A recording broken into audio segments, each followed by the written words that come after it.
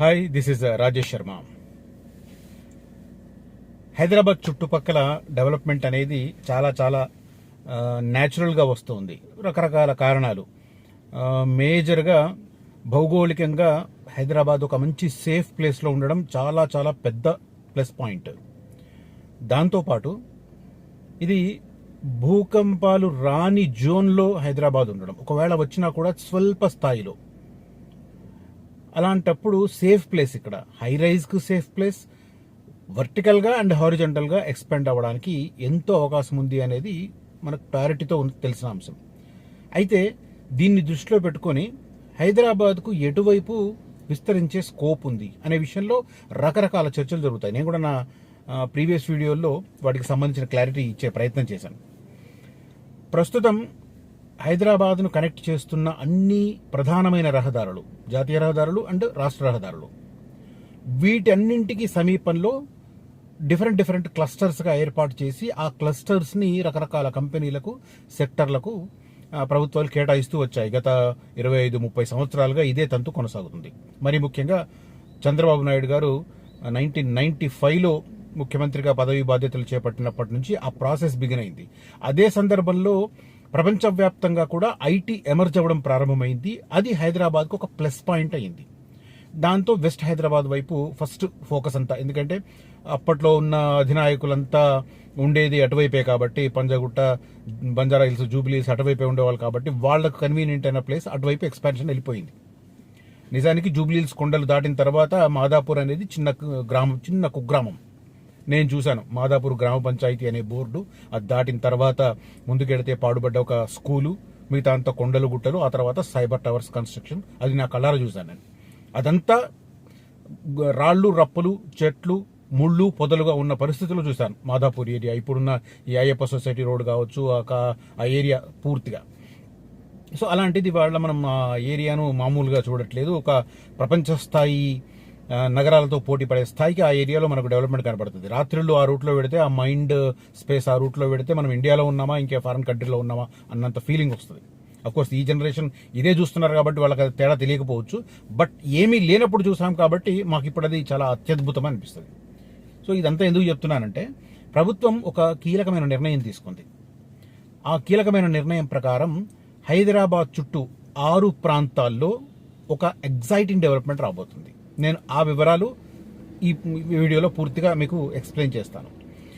Main టాపిక్లోకి వెళ్లే ముందు 2 అంశాలు చెప్పాలి. ఒకటి, వెస్ట్ హైదరాబాద్ను ఎంపిక చేసుకున్నప్పుడు చంద్రబాబు గారి మీద విమర్శలు వస్తే ఆయన మిగతా వైపు కూడా ఈ ఐటీ సెక్టర్ను ఎక్స్పాండ్ చేస్తా అంటూ కొంత పోచారం వైపు ఇన్ఫోసిస్కి జాగా ఇవ్వడం, తర్వాత ఇట్లా జరిగింది. ఆ తర్వాత మళ్ళీ రాజశేఖర రెడ్డి గారు వారు వచ్చిన తర్వాత కూడా ఆదిబట్ల వైపు కొంత పెట్టడం జరిగింది. బట్ ఓవరాల్ కాన్సెప్ట్ అంతా అంటే 95% డెవలప్మెంట్ మనకు వెస్ట్ హైదరాబాదే వచ్చింది బికాస్ ఆఫ్ ఐటీ ప్రధానంగా. దాంతోపాటు చాలా సెక్టర్స్ కూడా ఉన్నాయి, మిగతావి కూడా ఉన్నాయి, లేదా ఓన్లీ ఐటీ అని కూడా చెప్పలేము, అన్నీ ఉన్నాయి. సో ఈ తంతు కంటిన్యూ అయ్యి ఉంటే హైదరాబాద్ అన్ని ప్రాంతాలలో కూడా వెస్ట్ హైదరాబాద్తో సమానంగా డెవలప్ అయ్యేది. కానీ అది జరగలేదు. ఇప్పుడు లేటెస్ట్గా దావోస్ పర్యటనలో ఇన్ఫోసిస్ పోచారం ఏదైతే ఉందో దాని ఎక్స్పాన్షన్ కోసం మంత్రి శ్రీధర్ బాబు గారు ఇన్ఫోసిస్ సిఎఫ్ఓతో భేటీ అవ్వడం, ఒప్పందం కుదుర్చుకోవడం, 2 విడతల్లో దాన్ని డెవలప్ చేస్తానడం. ఫస్ట్ ఫేజ్లో 750 కోట్లతో 17,000 కొత్త ఉద్యోగాలు కల్పిస్తామనడం, సెకండ్ ఫేజ్లో 1,000 కోట్ల రూపాయలతో మళ్ళీ అగ్రెసివ్గా ముందుకెళ్తామని చెప్పడం ఒక ఆశాభావమైన పరిణామం. చాలామంది గట్కేసర్ వైపు అది ఉన్నా కూడా, ఇన్ఫోసిస్ ఉన్నా కూడా పెద్ద స్థాయిలో డెవలప్ కాలేదని చాలామంది పెదవి విరుస్తూ ఉంటారు. సో ఇది లేటెస్ట్ డెవలప్మెంట్ వారికి కొద్దిగా కనువిప్పి కావచ్చు. బట్ ఇప్పుడు లేటెస్ట్గా తీసుకున్న డెసిజన్ ప్రకారం ఏంటంటే, హైదరాబాద్ చుట్టూతా ప్రధానంగా డెవలప్ అవుతున్న వాటిని సెక్టర్లుగా గుర్తించారు. ఇవన్నీ ఆల్మోస్ట్ మనకు ఔటర్ రింగ్ రోడ్ అవుతేలా ఉంటాయి. ఏమంటే first thing Ghatkesar, second thing Medchal, third వచ్చేసి చేవెళ్ళ, ఫోర్త్ వచ్చేసి ఇబ్రాహీంపట్నం, తర్వాత షేర్లింగంపల్లి అండ్ మహేశ్వరం. వీటిలో Serilingampally already IT sector establish అయిన ప్లేస్ అయినప్పటికీ కూడా దీన్ని కూడా ఇక్కడ కలిపారు. చేవెళ్ళ అనేది కొద్ది దూరం ఉంటుంది. మిగతావన్నీ ఆల్మోస్ట్ ఔటర్ రింగ్ రోడ్ తర్వాత మనకు 6 నుంచి 10 కిలోమీటర్ల రేడియస్లోనే ఉన్నాయి. మహేశ్వరం 7 కిలోమీటర్లు, 8 కిలోమీటర్లు ఉంటుంది. ఇబ్రాహీంపట్నం అంతే, ఆల్మోస్ట్ 7-8 కిలోమీటర్స్ ఉంటుంది. చేవెళ్ళ కొద్దిగా దూరం ఎక్కువ ఉంటుంది ఔటర్ రింగ్ రోడ్ నుంచి.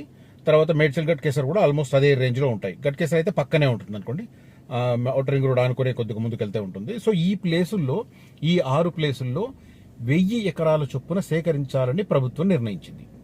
ఒక్కొక్క చోట 1000 ఎకరాల చొప్పున.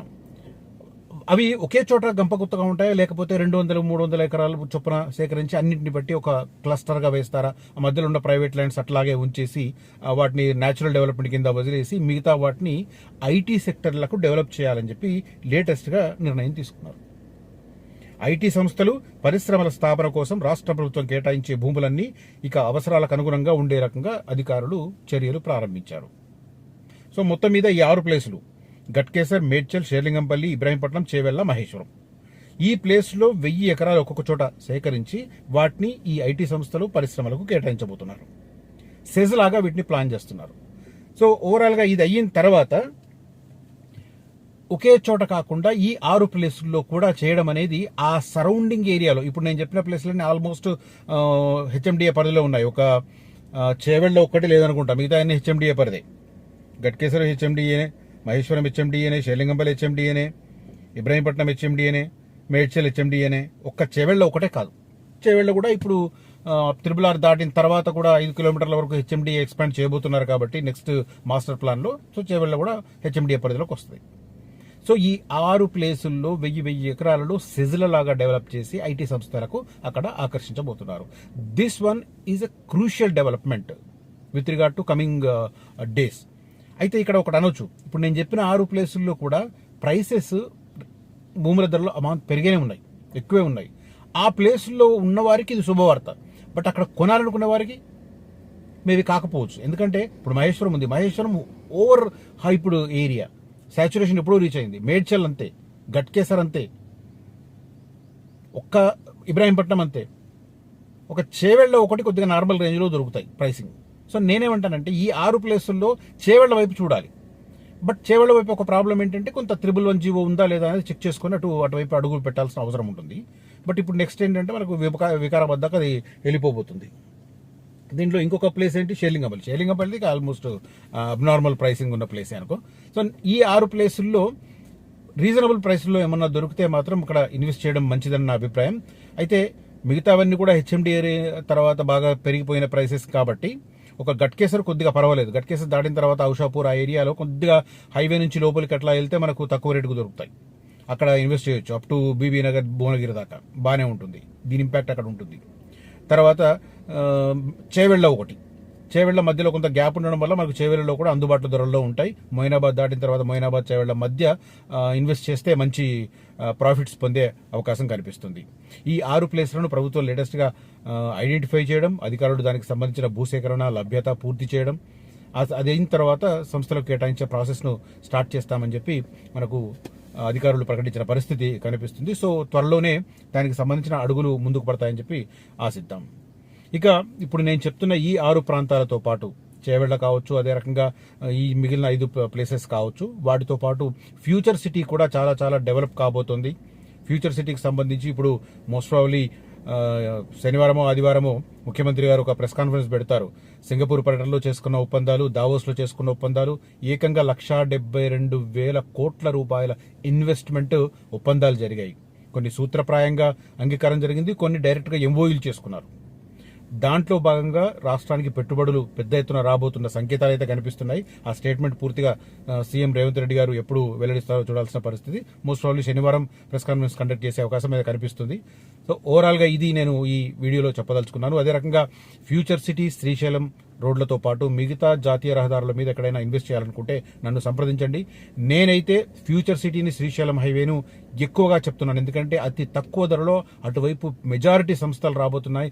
పెద్ద ఎత్తున వచ్చే 5-10 సంవత్సరాలలో పెద్ద ఎత్తున డెవలప్మెంట్ రాబోతున్నాయి. ప్రాజెక్టులు వస్తాయి, ఉద్యోగాలు వస్తాయి. దానికి ఆధారిత ఉపాధి రంగం పెరుగుతుంది. తద్వారా చాలా మందికి, లక్షలాది మందికి ఉపాధి దొరికే అవకాశం ఉంది. కాబట్టి అటువైపు ఫస్ట్ ప్రియారిటీ ఇవ్వమని చెప్తున్నాను. సేమ్ టైం మీకు ఇంట్రెస్ట్లు కనుక వేరే రకంగా ఉంటే Bengaluru highway, Vijayawada highway, Warangal highway, అదే రకంగా Nagpur highway, Mumbai highway, Karimnagar highway, Chevella వైపు, ఎటువైపు కావాలన్నా అటువైపు మీరు ఇన్వెస్ట్ చేసుకోవచ్చు. కానీ పేపర్ జాగ్రత్తగా చూసుకోండి, లేఅవుట్ పర్మిషన్స్, అదే రకంగా లింక్ డాక్యుమెంట్స్ పర్ఫెక్ట్గా చూసుకొని డెసిజన్ తీసుకోండి. ఈ ఏరియాలో ఎక్కడైనా కూడా ఒకవేళ నా అడ్వైస్ కావాలనుకుంటే కనిపిస్తున్న నంబర్లో నన్ను కాంటాక్ట్ చేయొచ్చు. ఒకవేళ దయచేసి ఒక విజ్ఞప్తి, నేను మీ కాల్ రిసీవ్ చేసుకున్నప్పుడు అయితే డ్రైవింగ్లో ఉండడం, లేదా కస్టమర్స్తో ఉండడం, లేదా ఏదైనా మీటింగ్లో ఉండడం, ఇంతే తప్ప వేరే రీజన్ ఉండదు. దయచేసి నేను కనుక కాల్ రిసీవ్ చేసుకోకపోతే ఒక వాట్సాప్లో ఒక మెసేజ్ పెట్టండి మీ రిక్వైర్మెంట్ ఏంటి అనేది. సో దట్ క్లారిటీ ఉంటుంది. I will definitely get back to you at my leisure time. Morning hours or evening hours నేను మళ్ళీ లీజర్ టైంలో మీకు నేను కాల్ చేస్తాను. ఒకవేళ లిఫ్ట్ చేయకుంటే మాత్రం దయచేసి అన్యదా భావించవద్దని నా విజ్ఞప్తి. That is what I want to tell you in this video. Signing off Rajesh Sharma.